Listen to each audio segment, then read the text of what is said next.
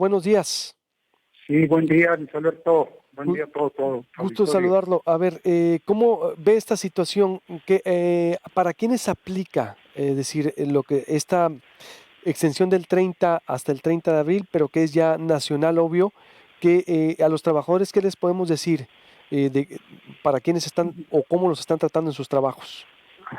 Bien, mire, yo creo que hay que partir de las siguientes bases ante esta nueva situación de la emisión de este nuevo decreto del gobierno federal, donde ya se habla de un caso, de una situación distinta, que es una emergencia sanitaria, a diferencia de lo que se venía tratando bajo el concepto de contingencia sanitaria.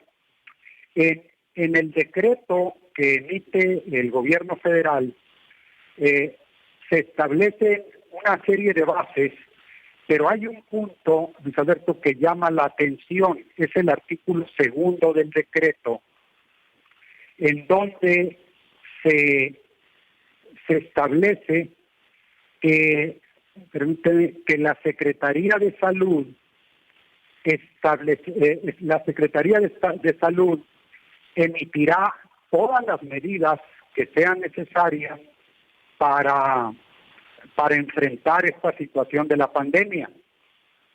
De esta manera, dice, podemos decir que en el decreto específicamente no se establece en materia laboral algún acto de suspensión de labores, de cierre, de pago de salarios, etcétera.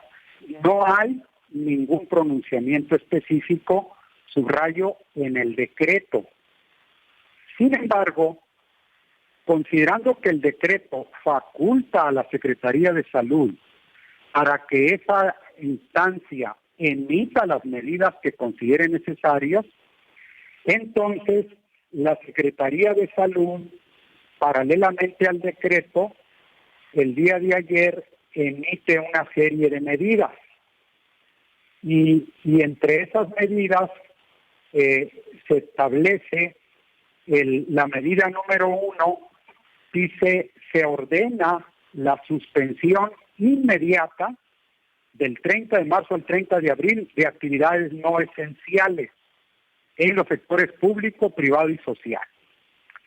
Pues, y luego, otra medida es donde la Secretaría de Salud valida o autoriza el desempeño de actividades consideradas esenciales.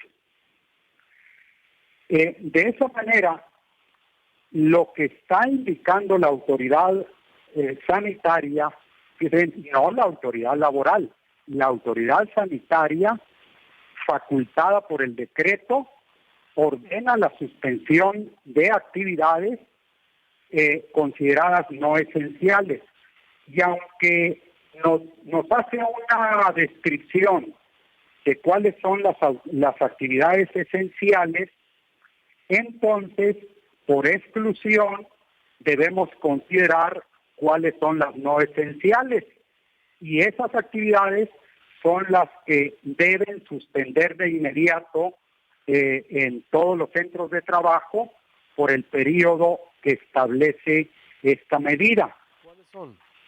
Le decía yo, por exclusión, pues vamos a entender entonces, o tendríamos que hacer el listado, Luis Alberto, de las actividades esenciales, como son todas las referentes al sector salud, farmacéutico, hospitalario, a la seguridad pública, a la protección ciudadana, a las actividades específicas como son la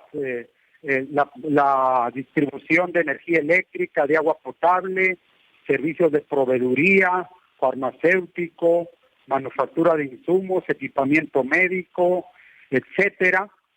Y todas esas actividades que a manera de ejemplo he mencionado son las esenciales.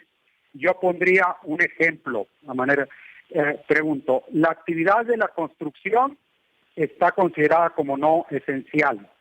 La industria de la maquiladora no esencial.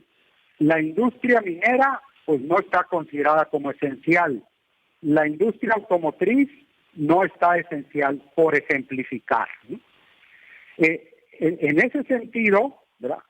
Dado que ni el decreto ni las medidas de la Secretaría de Salud son precisas en indicarnos de manera casuística cuáles son las actividades que deben suspenderse, pues nos obliga a ir realizando nosotros ese listado de actividades por exclusión.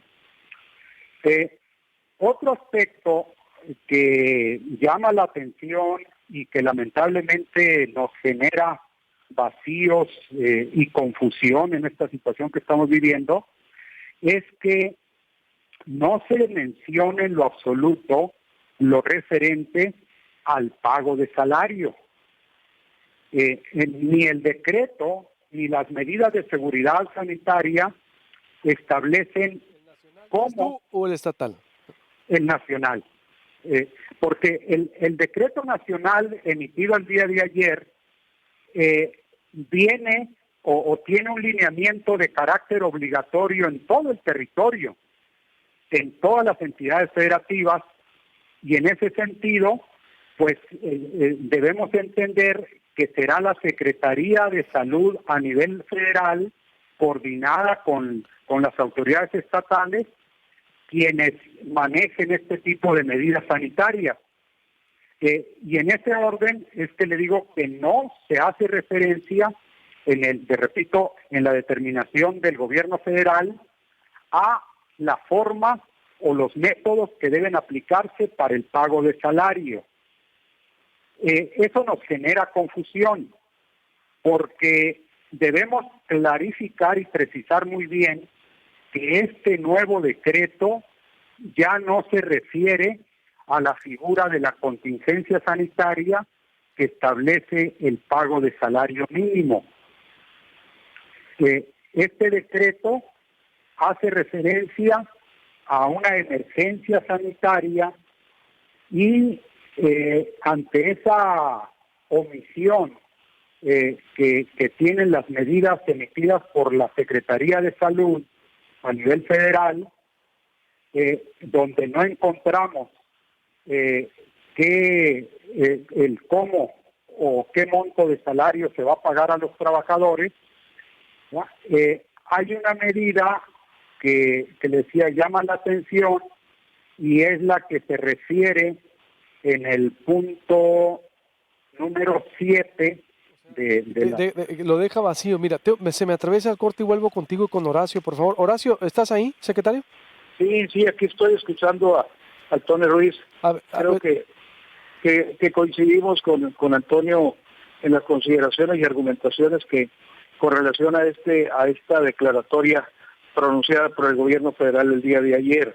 No dice nada respecto a los salarios, no está claro. Sí, efectivamente, y también deja muy vago el concepto ahí de las actividades esenciales y no esenciales, solamente lo menciona, y nosotros tuvimos el cuidado y la precaución en el decreto que expidió la señora gobernadora el pasado miércoles 25, porque se hizo un ejercicio ahí con el señor consejero jurídico. Secretario, se me atraviesa un corte. Discúlpeme, usted sabe los claro, adelante, con gusto. Vuelvo, para que no me cuelgue, por favor.